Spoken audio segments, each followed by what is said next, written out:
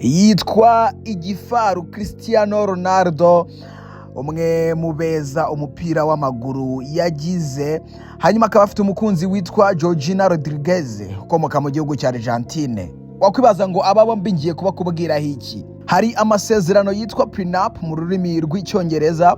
Ubu akaba ari uburyo cyangwa se amasezerano asinywa hagati y'abantu bakundana y'uburyo nibatandukana bazagabana imitungo yabo. Hanyuma rero hagati ya Cristiano Ronaldo ndetse na Georgina Rodriguez uburyo bazagabana imitungo yabo byamaze kujya hanze.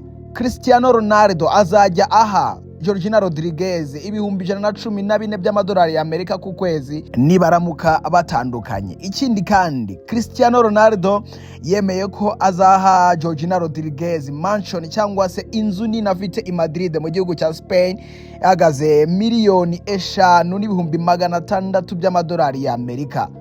Azajya kandi Georgina Rodriguez $500,000 by'amadolari y'Amerika buri kwezi kugira ngo abashe kwita ku bana.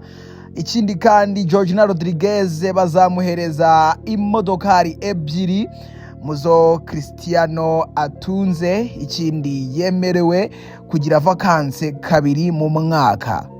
Ngayo nguko rero. Ese bino bintu baramutse babizanye mu Rwanda, amakupura hano mu Rwanda yagabana iki?